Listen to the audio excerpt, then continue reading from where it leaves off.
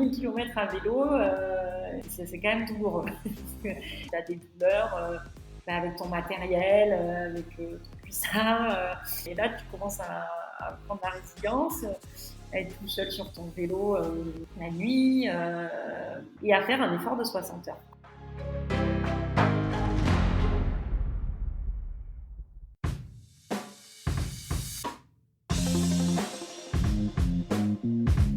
Hello, c'est Loïc Blanchard, le créateur et host du podcast indépendant Les Frappés. Je suis un ancien sportif de haut niveau, aujourd'hui reconverti en sportif aventureux, mais aussi entrepreneur, coach et préparateur mental certifié. Passionné d'outdoor et de défis en tout genre, j'ai voulu créer une communauté autour des valeurs de résilience, de dépassement de soi et de détermination, en vous offrant chaque semaine des conversations inspirantes avec des invités incroyables issus d'univers très variés. J'ai reçu aussi bien des athlètes olympiques que des entrepreneurs à succès, des aventurières professionnelles ou encore des anciens des forces spéciales. Leur point commun, la passion pour leur projet et l'audace de se lancer. Alors fonçons ensemble découvrir mon invité de la semaine. Excellente écoute à vous les frappés.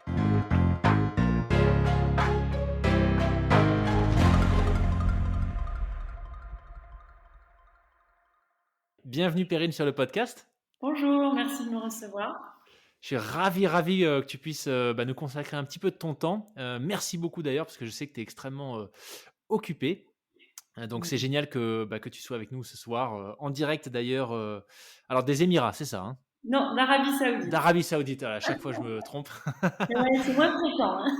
Ouais, Ouais. en direct d'Arabie Saoudite, pour nous parler un petit peu de ton parcours, de ce que tu fais, puisque tu nous en diras plus, mais tu gères plusieurs casquettes, et puis il y a quand même, sur un de ces univers dans lequel tu évolues, le sport, il y a quand même des choses absolument incroyables que tu as fait, sur ces dernières années. Donc moi, je suis vraiment curieux de savoir comment est-ce que tu en es arrivé à te lancer dans toutes ces disciplines complètement folles. Et comment est-ce que tu fais pour gérer les deux, puisque tu n'es, à moins que je me trompe, tu n'es pas sportive professionnelle, tu as un métier à côté. Ouais. Mais voilà, j'en ai déjà un peu trop dit, donc ce que je te propose, c'est tout simplement de nous expliquer. D'ailleurs, je suis curieux de savoir comment est-ce que tu te présentes quand on fait des choses comme aussi folles que ce que tu fais. Qu'est-ce que tu dis pour te présenter?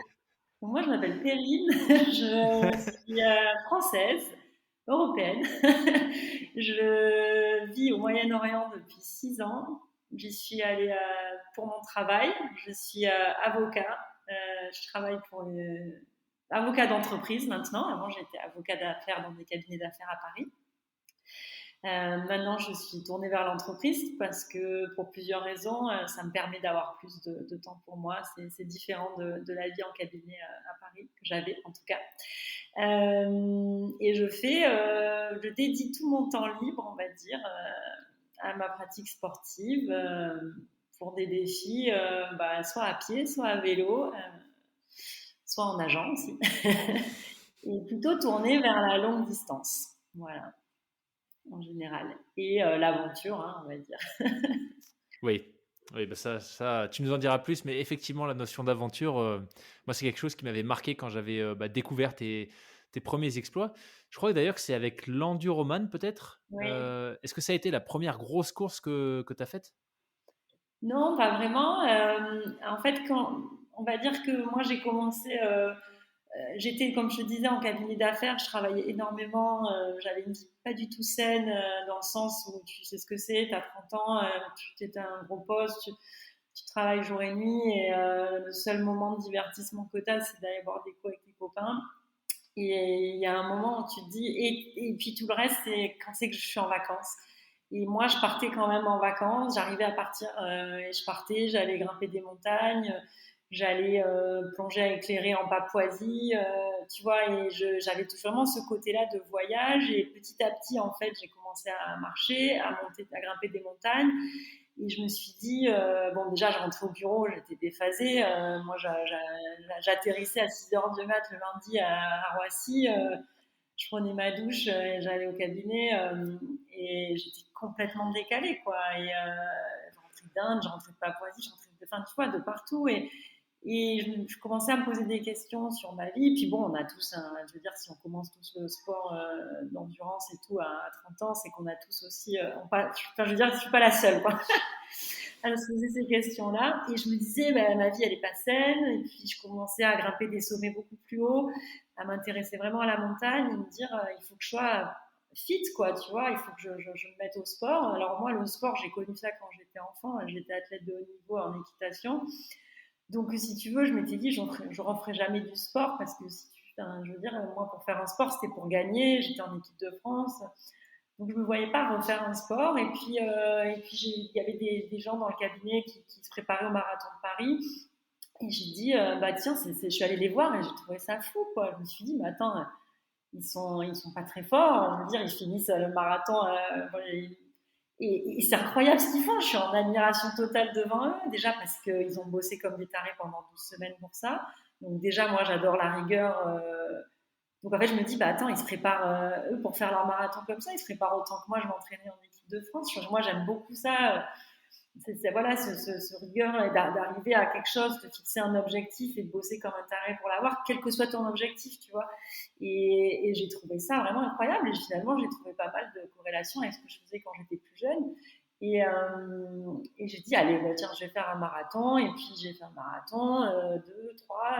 Et puis après, à ce moment-là, j'ai commencé à avoir une vie beaucoup plus saine et à m'inscrire à la salle et à rallonger les distances. Et à ce moment-là, j'ai complètement explosé. J'en avais marre d'être en cabinet d'affaires. Et j'ai dit, je vais partir. Bon, pendant 6 mois, je savais pas trop quoi faire. J'ai dit, tiens, je vais arrêter. Et qu'est-ce que je vais faire de ma vie? Et puis, je me suis dit, bon, ben, essaye l'entreprise parce que déjà, ça va être différent. J'ai vu une offre d'emploi chez Beansport, donc ça se rapprochait du sport. Et j'ai postulé et je suis allée là-bas, j'ai adoré. Et en fait, ils m'ont proposé un poste au Qatar. Donc, j'ai dit, allez, j'en ai marre de Paris, j'en ai marre de claque, j'ai fait le tour. Et en partant au Qatar, j'ai rencontré, enfin, à cette époque-là, à Paris, j'avais des amis qui faisaient du triathlon. Et ils m'ont dit, pars avec un vélo, tu vas avoir du temps là-bas, tu connaîtras personne. Et en plus, les horaires sont assez cool là-bas. Enfin, cool. Tu commences à 7h du mat et tu finis à 15h, tu vois. Donc, ça te laisse vraiment du temps pour t'entraîner. Puis, Doha, c'est un endroit tu veux, depuis Doha, tu peux aller dans plein de pays dans le monde. Et ils m'ont dit, mets-toi au triathlon, tu vas adorer. Alors, moi, je voulais pas faire de triathlon parce que je trouvais que le vélo, les tenues, elles étaient moches. T'avais l'air de du vélo. Enfin, je faisais du vélo à Paris, tu vois. Et puis, bah, je suis partie avec mon petit vélo au Qatar et les 2 valises. Et là, bah, ma pratique du sport, elle est devenue complètement démesurée. Parce qu'en fait, bah, comme je suis partie sans famille, enfin voilà, seule, et j'ai décidé ouais, de faire de tirer le plus d'avantages d'être au Qatar, de mon rythme de vie, de travail qui me permettait de libérer beaucoup de temps pour m'entraîner. Euh, Là-bas, certes, c'est pas un cadre, il n'y a pas de montagne, tu fais du vélo sur de la route, c'est chiant, mais il y a beaucoup d'infrastructures pour faire du sport. Euh, donc en fait, je me suis dit, bah vas-y, t'as toujours rêvé de te réentraîner comme à fond comme quand t'étais jeune, comme une athlète de haut niveau, bah, alors à ton niveau bien sûr, hein, bah vas-y fais-le quoi. Et donc je me suis mis à me dire, allez, bah là on est en décembre, je vais monter sur mon vélo pour la première fois avec des pédales automatiques et je vais faire un Ironman en juin à Nice, tu vois. Et, et voilà, et puis tous mes copains avec qui on s'était lancé là-dessus, on devait faire le semi-Ironman d'Aix. Ils m'ont dit non, non, mais t'es folle, tu peux pas faire Nice, tu vas pas y arriver, t'as jamais fait de vélo de ta vie, et puis surtout, t'auras jamais monté un col, puisque au Qatar, je pouvais pas rentrer entre temps, je commençais mon boulot. Et puis, je dis non, mais moi, ce week-end, je prends mon vélo, je fais 180 km, j'avais déjà fait 30 une fois. Je fais 180 km, si j'y arrive, je m'inscris. Partais mon vélo sur l'autoroute, toute seule, chose que tout le monde ne fait pas ici, enfin là-bas.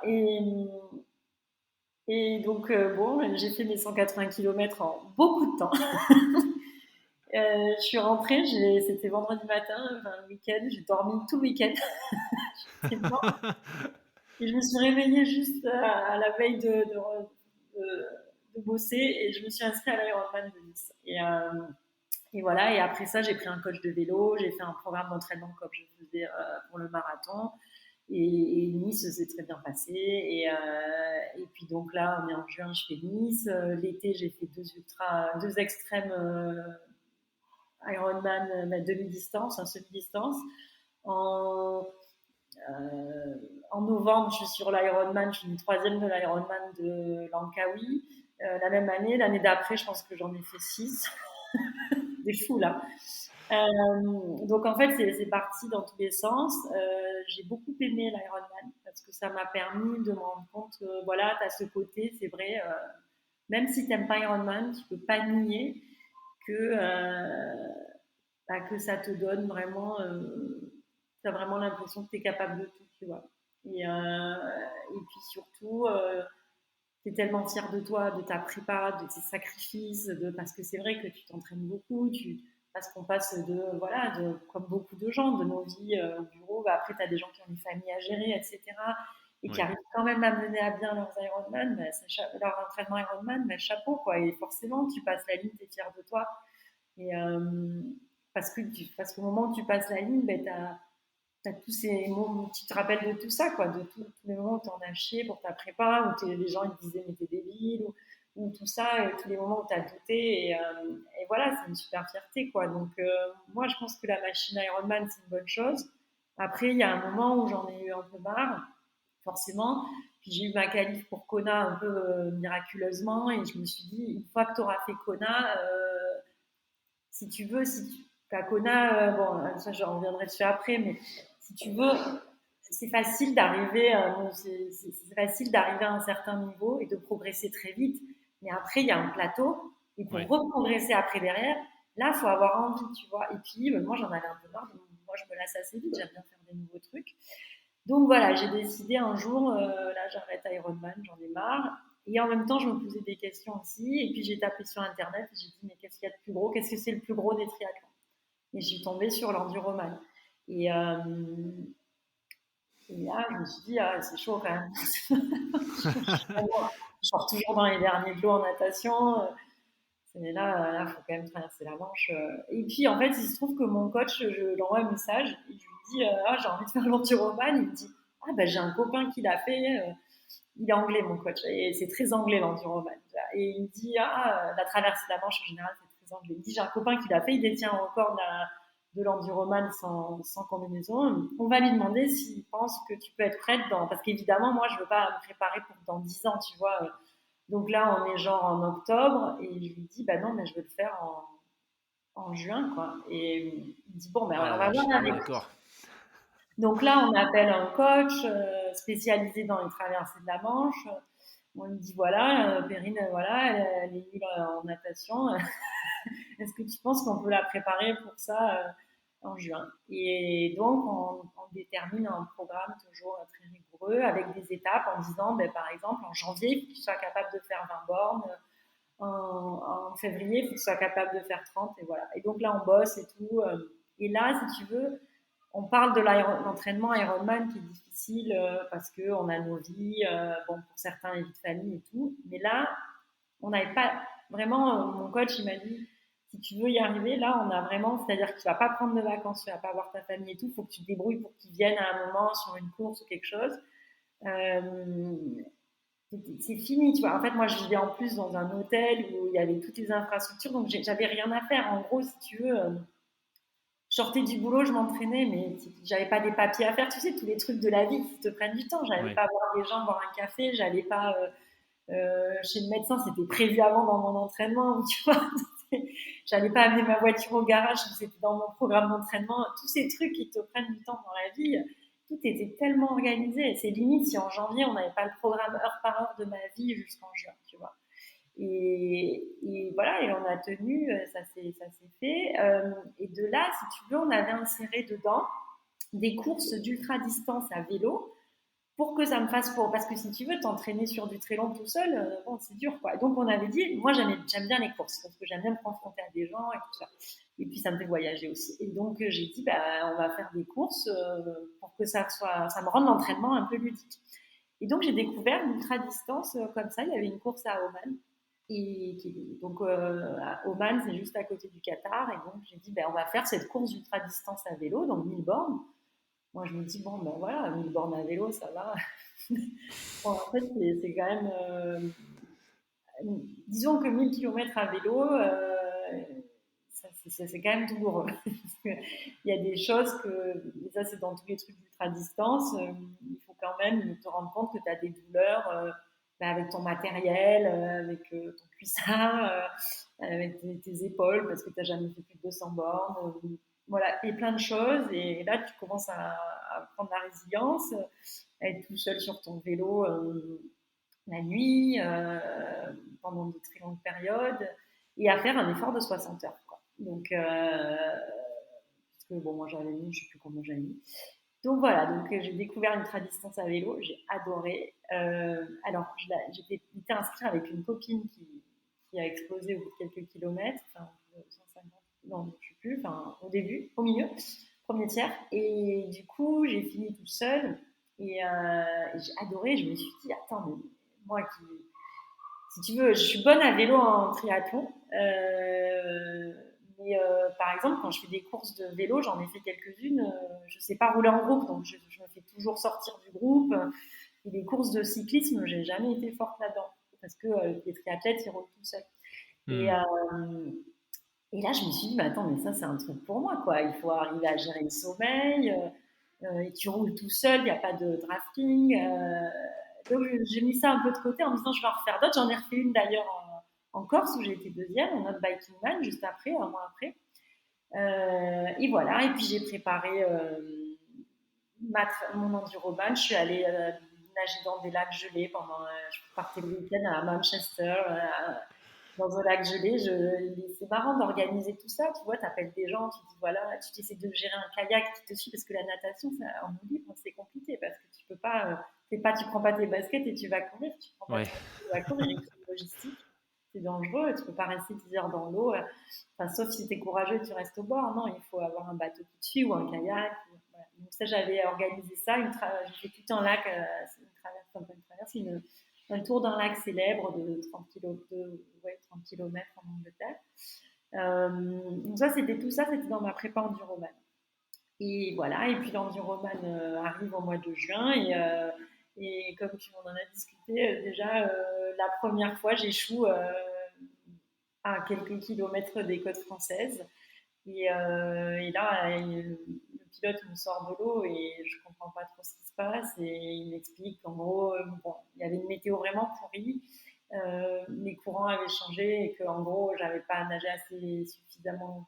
J'avais nagé trop lentement parce qu'on s'était fait ralentir par le vent pour que je puisse atteindre la côte. Et en gros, je nageais dans le vide. Quoi.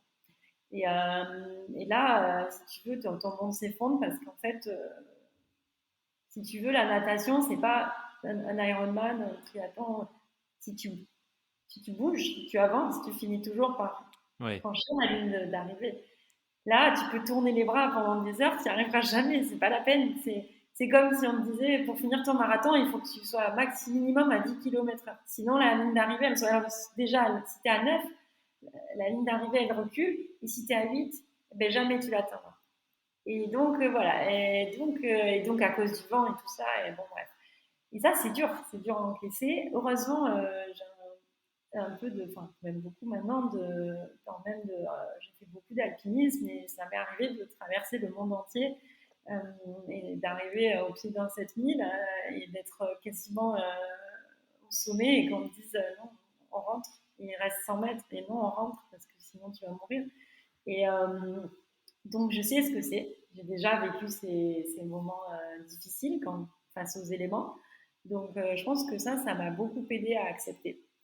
Et puis après, je sais pas, il y avait mon coach, il y avait ma meilleure amie, mon papa m'attendait à Calais. Et je pense que pour les gens qui m'avaient soutenue cette année, je me devais de finir la course. Et j'ai fini la course, ce qui était vraiment très bizarre parce que je suis arrivée sur les champs comme si j'avais réussi. Et ma famille, mes amis, ils étaient trop contents pour moi parce qu'ils s'en foutent, ils font pas de sport et que pour eux c'était pareil que j'avais réussi, mais pour moi, ils savaient que j'avais complètement échoué. Et, et c'était très très bizarre. Et le lendemain, j'étais vraiment dans un état merde, putain, j'ai fait tout ça pour rien.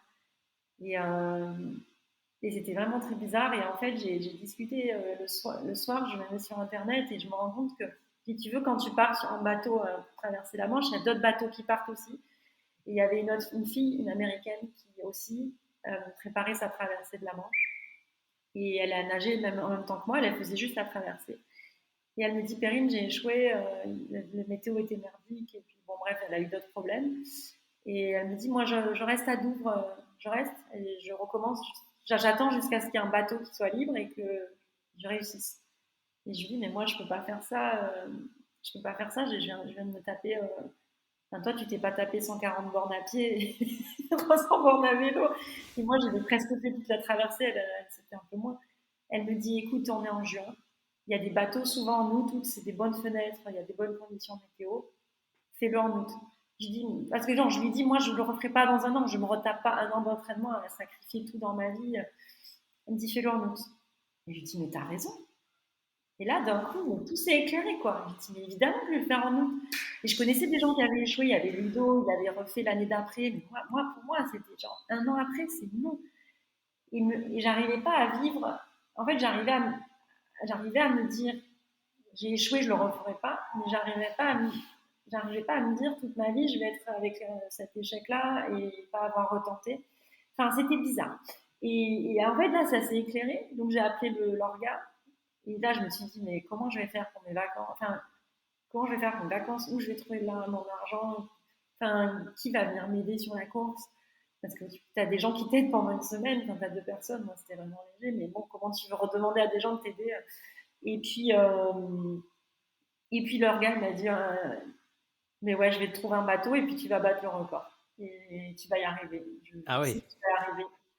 Et j'ai appelé mon coach, je lui ai dit, c'est bon, on a un bateau. Et je lui ai dit, par contre, c'est la merde, quoi. Parce que lui, il pouvait pas lui traverser aussi. Enfin, il me dit, t'inquiète, on va y arriver. Et on a réussi, et voilà, et ça s'est fait. Et les conditions étaient encore pires la deuxième fois. Mais seulement, j'avais vraiment, je pense, le mental, je pense qu'il me manquait quelque chose. La première fois, j'avais peut-être un truc qui, au fond de moi, je me disais, je suis pas assez bonne nageuse. Et la deuxième fois, je me disais, je suis pas assez bonne nageuse, mais je vais y arriver. Et c'est ça qui était différent, je pense. Bon, et puis les conditions étaient mauvaises aussi, pire, mais il y avait l'expérience, et l'expérience, c'est quelque chose d'hyper important. Et une fois que tu as l'expérience, ça aide. Donc voilà, donc l'enduroman, c'est fait. Et puis après, j'ai franchi la ligne et je me suis dit, mais ouais, super. Ouais, je l'ai fait. Et en fait, c'était vraiment un truc d'ego, quoi.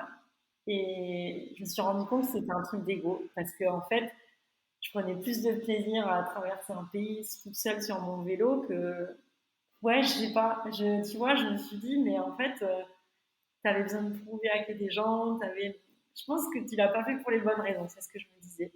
Et, et là, bah, si tu veux, là, ce qui s'est passé, c'est que j'ai enchaîné. J'étais déjà qualifiée pour Kona, mais je faisais plus du tout d'entraînement Ironman. Donc, je suis allée à Kona. Mais genre, j'avais pas prévu de refaire l'enduroman. Mais j'avais Mhm. payé tout à Kona et tout. Donc, je suis arrivée à Kona, j'étais cramée, j'étais morte, quoi. Donc, j'ai fait Kona, mais genre, en mode, je crois que mon maximum sur mon cardio, c'était 120, tu vois. Parce que c'était combien de temps après l'enduroman, Kona? C'était un mois après, mais entre-temps, Ah moi, ouais. j'étais allée me balader en Éthiopie, faire des ultra-distances. Ouais, j'avais envie de profiter de la vie, c'est de me lever le matin et d'aller faire ce que je voulais avec mon vélo, pas d'avoir un programme d'entraînement. Mais en fait, ton corps, bon, il va bien, et puis en fait, tu as le contre-coup. Et donc, Kona, j'étais cramée. En rentrant de Kona, je m'arrête chez un copain à Tokyo faire la fête, bref. Et là, je m'arrête après à Taïwan en rentrant encore. Donc, tu vois, parce que c'était vraiment, je faisais des stops sur 3 semaines, tout ça. Et donc, une semaine après Kona, j'étais au départ d'un ultra à vélo de 1200 km. Parce que c'était la finale de Biking Man. Tu sais, j'en avais fait 2 dans l'année, donc c'était le troisième. Et il y avait voilà, il y avait le championnat. Enfin, si tu veux, en gros, si je finissais la course, je pouvais être championne. Bon, bref, c'était encore. Et du coup, je fais cette course à Taïwan, mais là, j'étais vraiment morte, morte, morte. Donc la course se passe, elle se finit. Je finis la première fille, enfin la seule qui a réussi à finir d'ailleurs. Et, et puis voilà, et puis là je me dis bon, on va se reposer un peu. Et puis en fait, qu'est-ce qui se passe? Donc là, on est genre fin octobre, ouais, début novembre.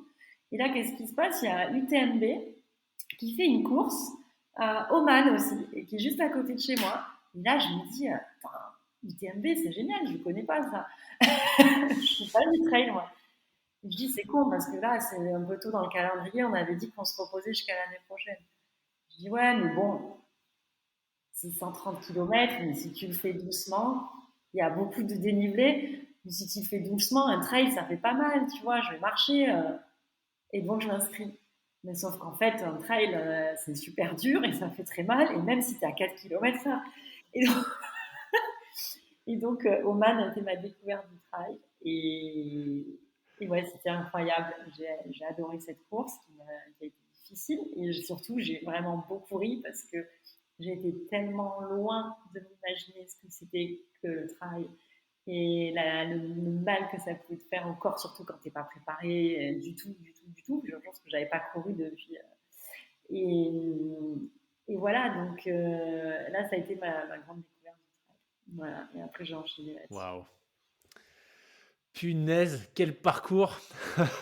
Moi, je crois que la première question qui me vient, c'est quand on voit, tu vois, l'intensité et puis surtout la fréquence à laquelle tu as enchaîné des épreuves. Ouais. Enfin, quand même, pour le rappeler, s'il y en a qui l'ont pas en tête, quand tu nous parles de Kona, en fait, Kona, c'est les championnats du monde du label Ironman. Donc, Ironman, c'est un triathlon, c'est une marque de triathlon. Pour rappel, c'est 3,8 km de nage, 180 de vélo et un marathon, donc 42,2, le tout enchaîné quand même. Et donc Kona, c'est un peu le Graal pour les triathlètes. Mais quand je vois du coup, et puis l'enduroman, bon, tu nous l'as pas dit, Oui. tu nous l'as pas précisé, mais l'enduroman, si j'ai bonne mémoire, c'est quand même plus de 30 km. La Manche, c'est 30 km à nager. Moi, j'ai nagé 60. Voilà, avec les courants, c'est ça, parce que tu fais quasiment, il y a des moments où tu fais du Et voilà. surplace ou Et ouais. la course à pied fait 130. Et le vélo, ça va, c'est 200, 300. Ouais, oh là là. Mais bon, Mais tu fais tout ça à d'affilée. ouais, mais c'est ça, c'est ça, c'est le rythme. Et puis surtout, j'ai l'impression que c'est arrivé assez soudainement, en fait. Tu vois, il y a eu ce marathon de Paris et boum, tout s'est déclenché. Ah bah oui, tout ça là, ça a lieu en 2, 3 ans. Ça. Ouais. Et ça, tu vois, c'est incroyable. Et la question que je me pose, du coup, c'est qu'est-ce qui remplissait ta vie avant ça? Parce que entre le temps, l'énergie et les émotions que ça t'a sans doute apporté, Mais qu'est-ce qu'il y avant, avait avant? ouais, j'étais plus dans mon travail, ça c'est sûr. Je passais plus de temps avec mes amis. Et puis, comme je te dis, c'était mes voyages. Et préparer mes voyages, organiser mes découvertes, c'était quelque chose qui me prenait beaucoup de temps. Ouais, ouais, ouais. Donc, c'est vrai que j'ai remplacé, on va dire, les voyages par le sport, mais qui du coup a plus rempli mes semaines, quoi, tu vois. Parce que Ouais, les voyages, c'était plus le week-end et les vacances. Et le sport, j'ai fait beaucoup de courses. J'avais beaucoup de vacances aussi au Qatar. J'avais presque autant de vacances qu'en France. Donc ça, c'était pas mal. Mais oui, j'avais pas toutes ces émotions, tout ce que je vis dans le sport, quoi. Ouais. Mais j'avais d'autres choses, ouais. C'est des amis, la famille, c'était différent, quoi. ouais. Waouh. En tout cas, moi, je pense que la première fois que j'ai découvert un peu ton parcours, c'était en écoutant un podcast justement où tu devais être, je pense que tu étais juste après avec Arnaud sur Ultra Talk, juste Ouais. après l'Enduroman peut-être, Oui, et oui, oui, oui, le master, ouais. t'expliquer en fait tes semaines, et je me revois encore, je sais plus exactement ce que t'expliquais dans le détail, mais je me revois encore monter dans l'ascenseur en sortant de chez moi et me dire, mais en t'écoutant, et me disant, mais c'est pas vrai, mais comment elle fait ça? Mais c'est plus le Ah cas oui, aujourd'hui. C'est plus le cas ouais. aujourd'hui. Mais bon, quand même, parce que tu l'as fait pendant un moment, tu vois. Et au moment où je t'écoutais, Oui. j'étais en pleine préparation de mon premier Ironman à Zurich. Oui. Et tu vois, j'étais déjà en train de tirer la langue avec je sais pas, je pense que j'étais même pas à 10 heures d'entraînement par semaine. Ah, Tu vois, et je tirais la langue, quoi. Et je me disais, punaise, c'est dur. Et là, je t'entends et tu nous dis que tu fais des semaines de 80 heures ouais, entre le boulot et le sport, tu ouais. vois. Et je sais pas, enfin, qu'est-ce qui fait que ça a tenu in fine, si tu dis que tu t'es rendu compte que c'était peut-être de l'ego une fois que tu as eu franchi la ligne. Mais avant ça, c'était Bon, quoi du coup qui te moi, drivait, je tu suis vois? assez tenace. Je veux dire, Ouais, quand c'est un objectif, je pense que j'aime autant la prépa que la course en ouais, elle-même. j'adore tout organiser. Ouais, je suis un peu chiante, quoi. Est-ce que tu es le genre de triathlète aussi qui analyse les datas, qui Alors, je suis récupère pas du tout? tout data. Quand je faisais de l'Ironman, j'étais obligée de l'être. Tout allait par Training Peaks, le logiciel, et mon coach les analysait. Euh, alors là, c'est là où on va en venir sur est-ce qu'à un moment ton corps lâche pas. Euh, je pense qu'après, on va dire Oman, après tout ça, là, cette année 2018 qui était vraiment intense, je pense qu'après ce moment-là, je ne pouvais plus suivre un programme d'entraînement, ça me saoulait. Et j'ai arrêté tout ce qui est Garmin et compagnie. J'avais plus rien sur moi, j'arrivais plus à m'entraîner avec ça. Et il y a Steven, mon compagnon, qui me dit: Perrine, t'es cramée, ton corps est mort. Et parce qu'en fait, si tu veux, j'ai dit: mais non, et tout, t'as vu tout ce que j'ai enchaîné. Mais j'ai enchaîné tout ça parce que j'ai pas fait du sport depuis que j'ai. Il y a des gens qui font du sport, tu sais, les athlètes de haut niveau qui font du sport, qui sont cramés, mais eux, ils font ça depuis qu'ils ont 20 ans et tout ça. Sauf que moi, j'ai fait tout ça en condensé. Et en fait, c'est un truc que tu veux pas t'accepter toi-même, c'est que t'es morte. Et puis, en fait, ça veut pas dire que t'es cramé complet, ça veut pas dire qu'il faut arrêter le sport ou que t'es à jeter à la poubelle. Ça veut juste dire qu'il faut, voilà, faire des choses différemment, faire ce dont tu as envie pendant un moment. Et si parce qu'il y a des gens, ils aiment voilà, s'entraîner avec des performances, etc. Moi aussi. Moi, j'oppose pas d'ailleurs la performance et le plaisir. Parce que souvent, il y a plein de gens qui disent: je vais faire la course pour le plaisir. Ouais, enfin, quand tu finis dernier, tu as les boules, je suis désolée. Euh, Tout le monde a envie de faire une course pour le plaisir, mais personne n'a envie d'être dernier. Donc, il y a un moment, il faut être aussi honnête. Il ne faut pas l'opposer, quoi. Tu es content de faire ta course quand tu as Oui. réussi à faire le résultat que tu voulais par rapport à l'entraînement que tu avais fourni. Il y a des jours où tu vas à une course, tu n'es pas du tout préparé, tu sais très bien que tu ne vas pas gagner, mais tu fais ton chrono voilà, tu fais le chrono par rapport à ce que tu avais donné en entraînement. Ben, voilà, ben là, tu es content. Voilà. Moi, je suis plutôt comme ça. Donc, qu'est-ce que j'ai fait après tout ça? Eh bien, je me suis dit, plutôt que d'aller faire des courses, pourquoi pas, au final, maintenant que j'avais fait ces trucs d'ultra distance et que je savais que je pouvais rouler toute seule dans n'importe quel pays avec mon vélo, et pourquoi pas revenir à ce que j'aimais, aller voyager dans des pays un peu improbables, faire des trucs un peu originaux. Eh bien, pourquoi pas faire ça avec mon vélo en y rajoutant un peu une notion quand même de vitesse. Quand même. Et voilà, et donc j'ai commencé à tracer des lignes. Alors tiens, je vais aller du Rwanda en Ouganda le plus possible avec mon vélo. Tiens, avec Steven, on va faire une trace de hiking, on va le faire avec nos vélos de gravel et on va voir ce que c'est que d'aller poser un vélo de gravel à 6000 mètres dans 5006. Ça, c'était l'Himalaya, c'est ça? Voilà, pourquoi on va pas traverser au Tibet, on a toujours voulu aller au Tibet, voilà, faire du vélo en haute altitude, ce qui est quelque chose de très, très, très difficile. Et donc réunir un peu mes anciennes passions de la montagne et du voyage avec finalement le sport. Et là, et mon coach avec qui me suivait plus, j'avais dit: je veux plus que tu me suives parce que je ne peux plus m'entraîner avec toi. Enfin, c'est pas à cause de lui, mais il m'a dit: j'ai vu tes photos en Ouganda, Perrine, je te revois sourire, parce on avait réussi à s'entraîner et tout, et il voyait bien que ça me gonflait, quoi. Et il me dit: je te revois sourire, c'est ça que je veux voir chez toi. Et voilà, donc j'ai trouvé ce qui me plaisait à ce moment-là. Après, tout change.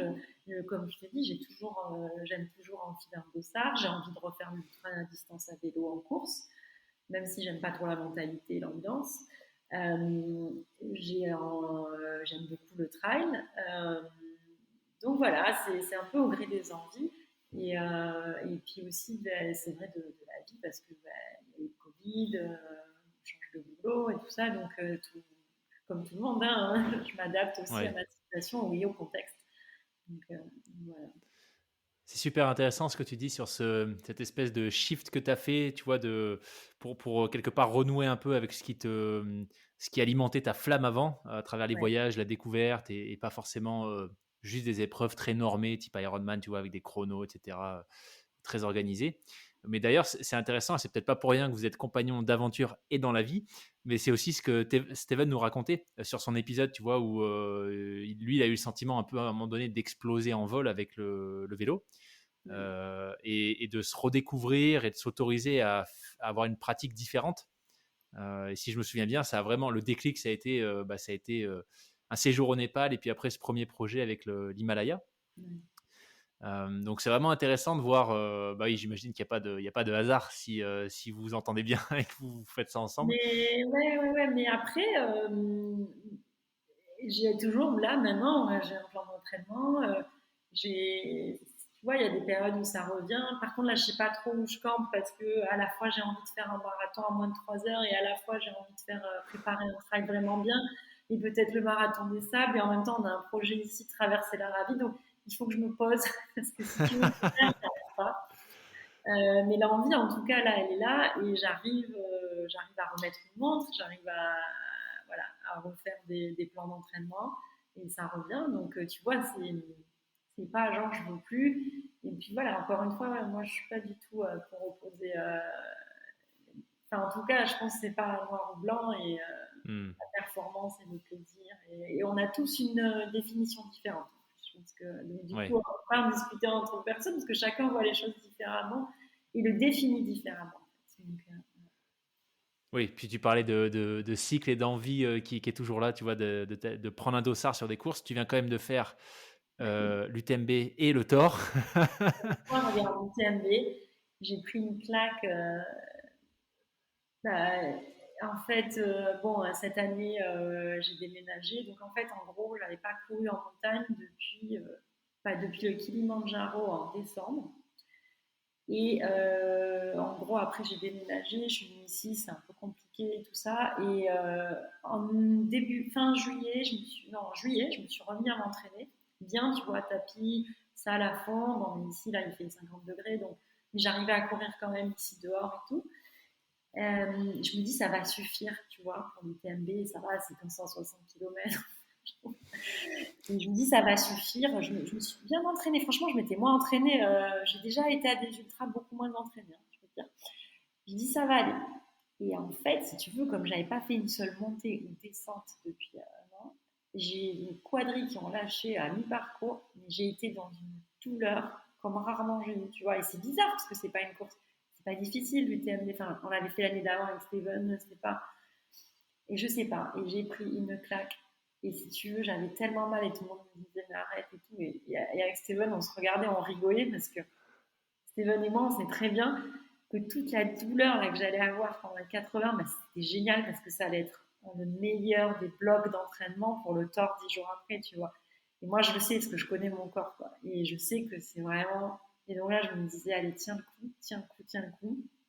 Et juste, il ne faut pas se blesser parce que sinon, là, c'est con. Il faut juste qu'on reste dans la douleur musculaire, en fait, quoi.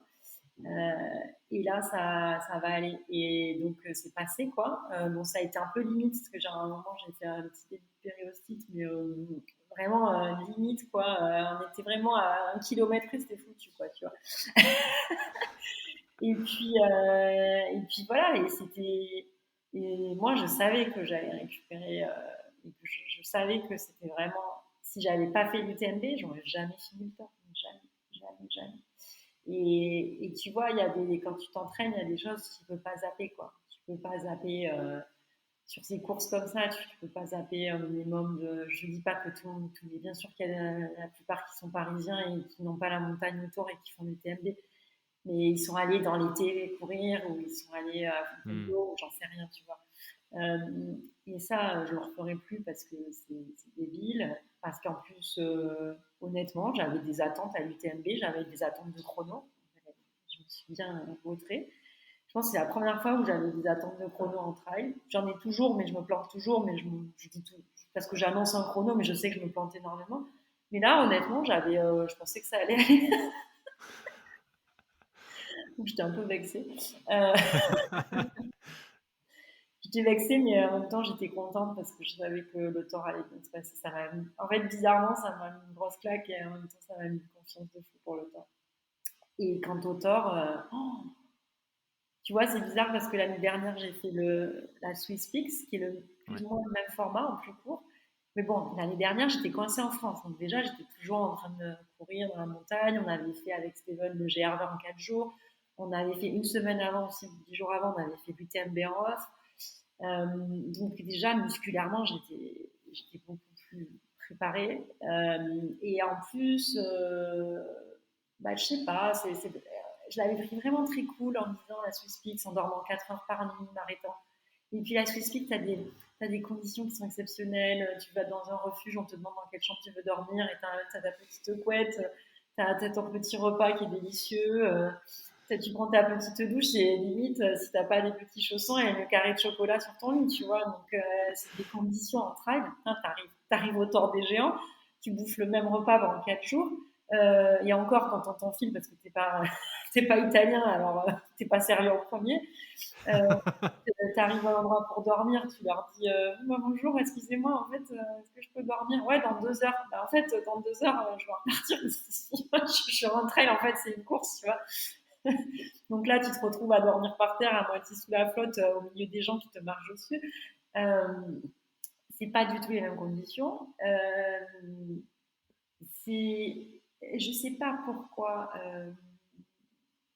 c'est si dur le tort. Pourquoi c'est plus dur que la Swiss Peaks, alors que la Swiss Peaks c'est plus technique, je dirais, et que finalement le tort, il y a des passages qui sont techniques au début, mais après ça reste que du chemin. Ouais. Je pense que les descentes du tort sont plus dures. En fait, le tort, c'est fait pour te fracasser en deux. Et si tu veux, le tort, j'étais contente parce que j'ai fait la course au niveau que j'avais pour cette course-là. Donc, je suis restée, voilà, premier quart avec des gens. J'étais avec des gens de mon niveau. Mais après, j'étais contente aussi parce que tous les gens autour de moi, la plupart n'étaient pas à leur premier.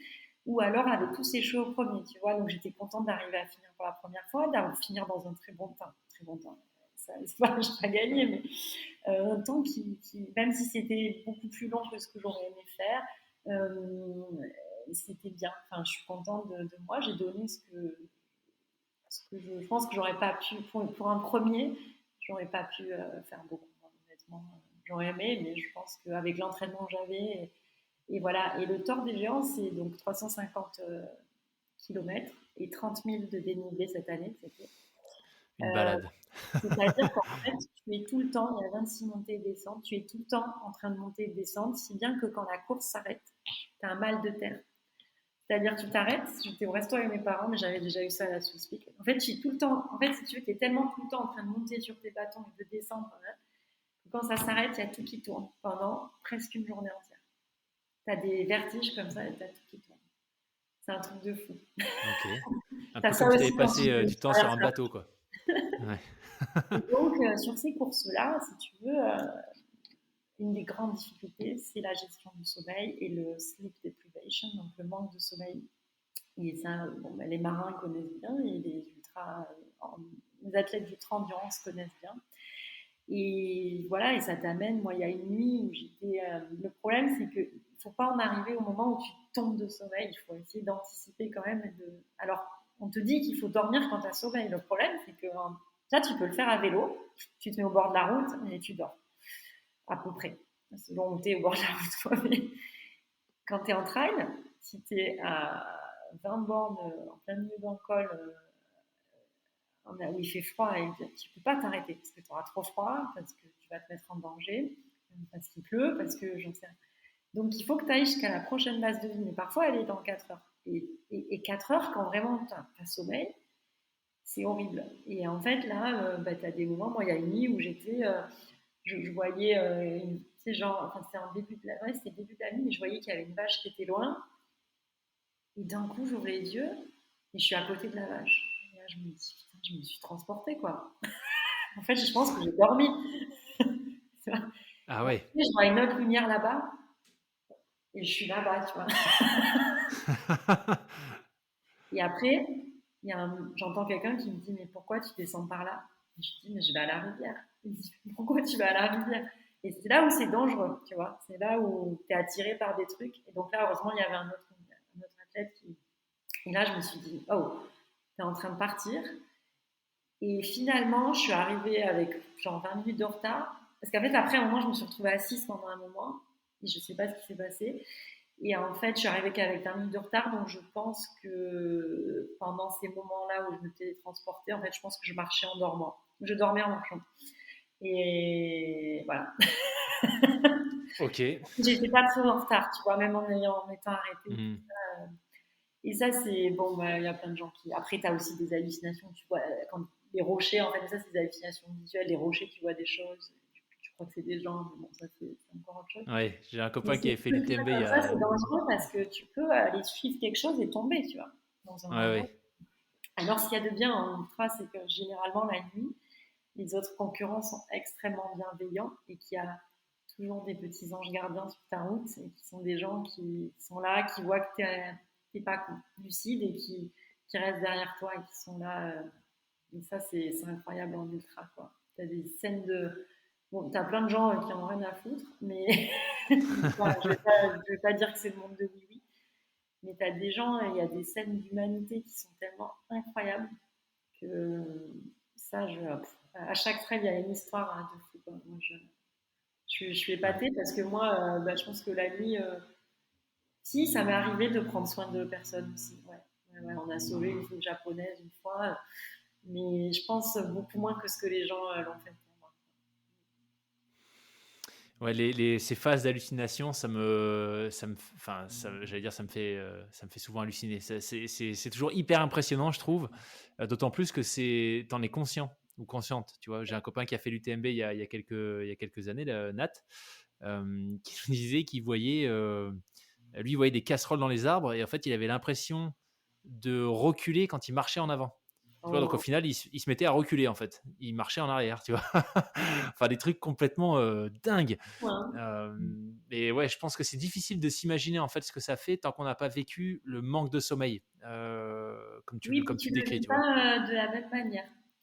À vélo, moi, j'ai un vélo, Steven, il pousse et ça me fait très peur. Moi, à vélo, j'essaie de m'arrêter parce que j'ai eu des hallucinations à vélo, notamment en Corse où je voyais des animaux. Mais bon, le problème, c'est qu'après, quand il y a vraiment un sanglier, ben, tu t'arrêtes pas alors que voilà, c'est vraiment un sanglier. Euh, Et tu sais, Steven, lui, il continue, même s'il est Steven, il arrive à. Steven, il pousse beaucoup quand même, et plus que moi. Et moi, à vélo, je suis moins à l'aise, quoi. Je, je, je me dis qu'on se met quand même trop en danger, et c'est vrai que je m'arrête, mais je me rappelle une fois, bah, à Taïwan. À Taïwan, je suis en train de tomber de sommeil, et là, j'étais dans un col. Non, en fait, j'avance, et sur la carte, il y avait marqué qu'il y avait un village à 20 km. Je me dis, c'est bon.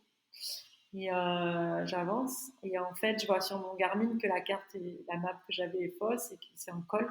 Mais bon, un col de 20 bornes quand t'es mort, j'arrive même plus à pédaler. C'est genre 1 heure ou c'est 2 heures, quoi, minimum. Et là, j'envoie un message à mon coach et je lui dis, tu sais, c'est de la torture en fait.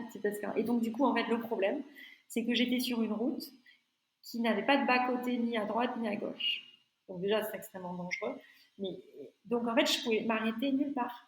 Parce que et donc, il n'y avait aucun moyen pour moi de m'arrêter.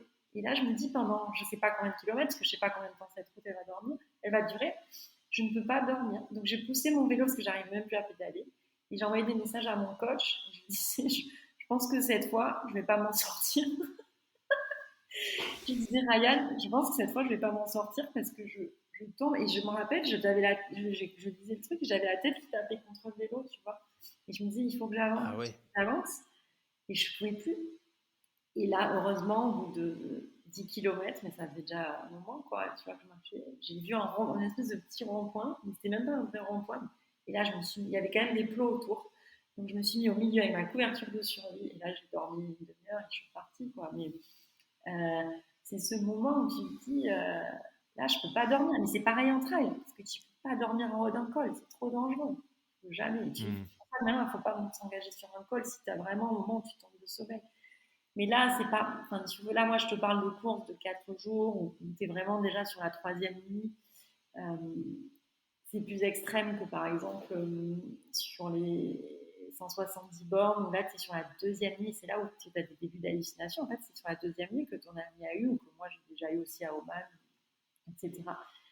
Mais c'est plus, voilà, les hallucinations et tout, mais tu vas pas normalement tomber sur la deuxième nuit. C'est la Ouais. quatrième nuit. Et puis avant, moi, je faisais cette erreur-là. Pareil, je continuais, et puis après, je tombais. Maintenant, je gère différemment le sommeil, je me force à dormir 1 heure, et en plus, je dors assez facilement partout. Mais je m'impose, il ne faut pas que j'oublie de dormir, tu vois, parce que sinon, je sais que ça sert à rien. Et puis, le temps que tu perds quand tu es mal comme ça, au final, tu ralentis tellement en avançant quand tu dors, il vaut mieux t'arrêter de dormir et repartir plus vite, quoi. Donc, Ouais. voilà. Mais tout ça, c'est des erreurs que tu fais, des erreurs en ultra. T'en fais à chaque fois, et j'en ferai encore. Mais t'apprends, et l'expérience, c'est le plus important. C'est clair.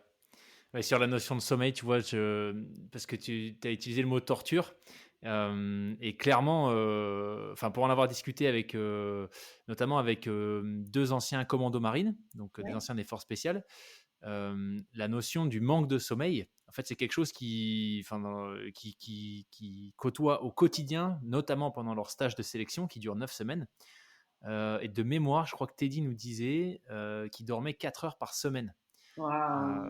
Tu vois, et ça dure 9 semaines, et ils ont des épreuves. Bon, alors, ils ont quand même les week-ends, mais ils ont des épreuves systématiquement. Ils sont en permanence trempés, en Waouh. permanence.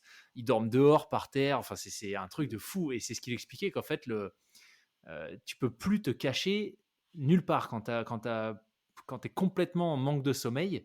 Il y a tout qui ressort, en fait. Tu vois, et c'est là où ça devient hyper, hyper compliqué. Et moi, je serais peut-être curieux de savoir, bon, parce que là, on a parlé de plein d'épreuves différentes et de tout ce que tu as mis en place au fil des années, comment est-ce que tu as un peu réorienté ta pratique. Mais s'il y avait, toi, peut-être, tu vois, un apprentissage, une chose que tu retires vraiment de cette espèce de, alors peut-être pas boulimie parce que c'est une notion un peu péjorative, mais de toutes ces expériences que tu as engrangées très, très, très, très vite, ce serait quoi? Un apprentissage sur toi, évidemment, hein, parce que comme tu l'as dit plusieurs fois déjà, chacun a une pratique différente. Sur moi, ça m'apprend que j'en ai encore beaucoup à apprendre, parce que j'ai l'impression que je me découvre à chaque fois, de plus en plus. Je ne sais pas dans quel sens ça va évoluer et vers où je vais aller, je ne sais pas encore, tu vois. Euh, Ça m'a apaisé quelque part aussi, dans le sens où ça m'a apaisé, mais en même temps, si ça s'arrêtait, je ne sais pas comment je vivrais sans maintenant, tu vois. Sans sport, ouais, je passerais bien. Il y a des gens qui disent, moi, je peux pas passer une semaine sans m'entraîner. Alors moi, j'y arrive très bien. Je fais plein de choses, tu vois, mais j'y arrive très bien à pas m'entraîner pendant une semaine.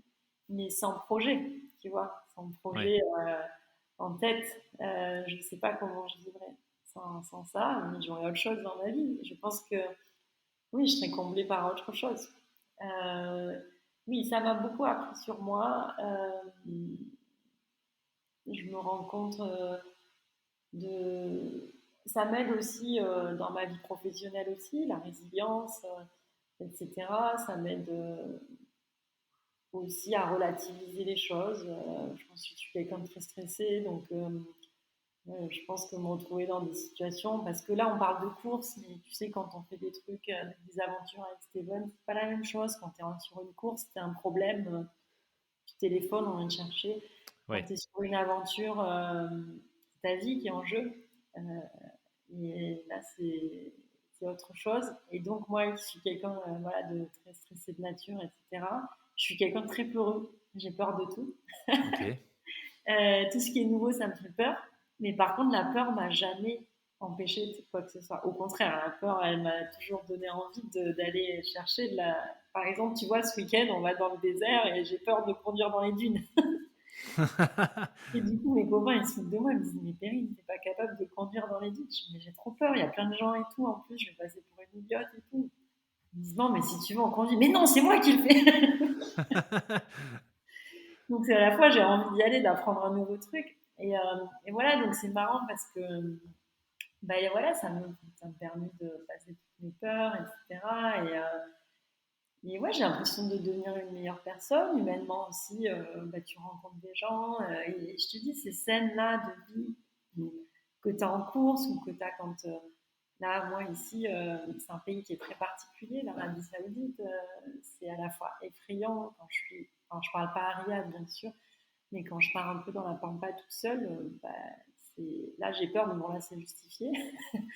T'es une fille toute seule, ils n'ont jamais vu une fille toute seule. Donc, tu as tout le monde qui te suit, qui vient, qui revient, qui te prend en photo. Et à côté de ça, tu as des scènes d'humanité qui sont incroyables. C'est-à-dire que tu sais, je suis dans ma voiture parfois, où j'attends, ou je suis sur mon vélo et je suis un peu stressée. Je me dis qu'est-ce qu'ils me veulent et tout. Et là, en fait, les gens, ils arrivent, ils te donnent à manger, ils t'invitent dans leur salon extérieur pour que tu dormes là. Ils ne parlent pas du tout anglais, donc ils essaient de t'expliquer tant bien que mal. Et tu as des scènes de générosité et tout ça. Et confrontée. Je pense que j'ai jamais été confrontée à autant de générosité ici, et pourtant à la fois parfois de stress, parce qu'il y a des situations où tu sais pas si tu devrais être là. C'est pas les Émirats, c'est pas le Qatar, ici, hein, ça n'a rien à voir, quoi. Mais c'est vraiment un pays qui est chouette, et pour ça, en tout cas, pour ces moments de vie, et bon, et toutes les aventures qu'on a vécues quand on était au milieu du lac Baïkal avec Steven et qu'on était coincés. On était vraiment dans la merde et on s'est retrouvés dans une cabane de pêcheurs. Et voilà, tous ces trucs-là, tu te dis, mais comment moi je peux arriver à vivre des choses comme ça? C'est incroyable. Finalement, j'ai la vie que j'aurais vraiment rêvé d'avoir, quoi. Waouh, c'est beau ça. C'est beau et je pense qu'il n'y a pas beaucoup de gens qui se le disent ou qui se créent les conditions, tu vois, pour que ça arrive. Mais Ouais, c'est du boulot. ouais, bah, ouais, clairement. Non, mais clairement. Et puis je pense que tu vois, enfin moi, c'est ce que je retiendrai vraiment de cet échange, c'est quand on voit ton palmarès, enfin au-delà du palmarès et de la performance, vraiment, je pense c'est plus cette notion de vivre sa vie pleinement.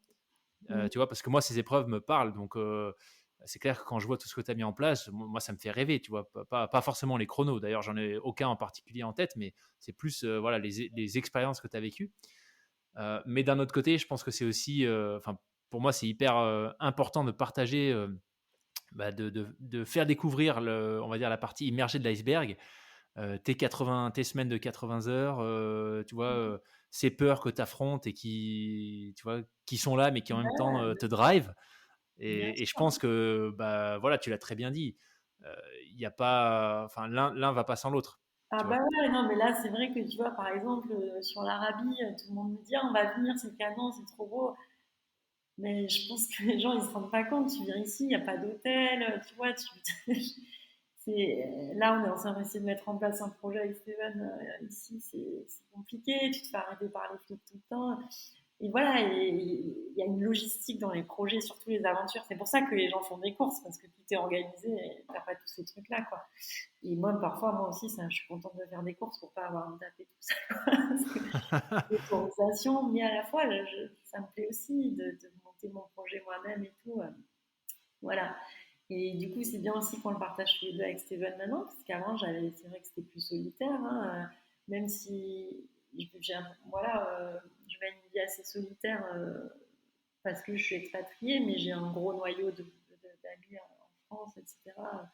Et ma famille essaie de venir souvent sur les courses, etc. C'est vrai que voilà, aujourd'hui, c'est la vie que je mène maintenant. Après, c'est vrai que on vit tous des vies différentes. Peut-être que moi, la mienne va s'orienter différemment dans quelques années. Peut-être que je vais, voilà, je sais pas, fonder une famille, ou j'en sais rien. Et peut-être que tout ça me paraîtra ne plus avoir trop de sens, tu vois. On est tous différents. Mais en tout cas, aujourd'hui, c'est l'équilibre qui me convient le mieux, quoi. Voilà. Même si, voilà, moi aussi, ça me fait chier d'être au bureau toute la journée. Et en même temps, ça me permet de vivre tout ça. Donc, c'est l'équilibre qui me convient. Parce que sinon, j'aurais Ouais. choisi tu vois, peut-être de faire comme Steven qui en fait son métier, mais moi, je peux pas vivre avec me dire comment je vais faire ce mois-ci, etc. Donc, on est tous différents. Donc, aujourd'hui, c'est un équilibre et c'est facile pour personne. Et ouais, je suis contente d'en être arrivée là. Ouais. Alors peut-être pour finir sur une touche qui nous laissera rêveur, euh, ça serait quoi l'épreuve, enfin s'il y en a une d'ailleurs, je ne sais pas s'il y en a une, mais ça serait quoi l'épreuve ou l'aventure idéale, ou peut-être même quelque chose sur lequel tu es en train de travailler déjà avec Steven pour la suite? Bah non, je pense que l'aventure idéale, je la connais pas encore. Parce que souvent, je fais des trucs l'année d'avant, je savais même pas que ça existait. Ok, Mais en tout cas, ça serait dans un pays que je ferais découvrir au monde, ou un endroit que je ferais découvrir au monde. Et ouais, à pied ou à vélo, ou peut-être même en nageant. Non, il n'y a pas de, j'ai pas d'aventure idéale en tête. Euh, En fait, chaque aventure m'amène à une autre après. Donc, je sais vraiment pas d'une année sur l'autre. Je te dis là, cette année, c'est un peu dans tous les sens. J'ai pas. Ça, c'est le gros truc que je veux faire parce qu'en fait, en général, quand j'ai envie de faire un truc, je finis par le faire assez rapidement. excellent. Cool. Bah écoute, je serais curieux de voir comment chaque petite aventure, tu vois, je vais Ouais, arriver. Je serais curieux de voir, ouais, tu vois, enfin, comment l'enchaînement va continuer à se faire, parce que c'est vrai que quand on voit les énormes noms des courses que t'as déjà, tu vois, bah écoute, coché. en tout cas, sur l'année prochaine, peut-être il y aura le marathon des sables. Ah, Et pour balancer un peu les secrets, on a envie avec Steven de faire un trail tous les deux de très longue distance et vers Chamonix. Donc, je vous laisse deviner. excellent. De très très longue. Cool. Voilà, et à deux, Génial. ou Et à trois. deux. Voilà, donc Génial. ça c'est pour l'année prochaine. On va voir. Super. Bah écoute, un immense merci Perrine. Je m'étais dit qu'on essaierait de rester dans les 1 heure, comme ça te laisse du temps pour préparer la Ouais, sortie du week-end. ouais. Euh, On va- Mais voilà, en tout cas, vraiment un immense merci. C'était juste dingue d'avoir de t'entendre nous expliquer ce qu'il y a derrière le rideau, tu vois, Perrine Fage qu'on connaît, enfin que moi je connaissais à travers tes résultats, mais je voyais pas bien, tu vois, ce qu'il y avait en termes d'organisation, ce qui te drivait, ce qui faisait que tu en étais arrivé à faire tout ça. Et bah, ton histoire, je trouve, enfin, moi, c'était un très beau moment de partage. T'écoutais les yeux grands ouverts. Dommage qu'on voit pas la vidéo, mais voilà, vraiment un grand merci pour ton temps. Et écoute, éclate-toi bien ce week-end et je te souhaite Ouais, prendre plein de plaisir pour la suite des aventures. Et puis on se donne rendez-vous pour l'année prochaine vers Chamonix alors pour regarder ce qui se passe. bah ouais, avec plaisir. Merci beaucoup. Merci de m'avoir Merci Perrine. salué.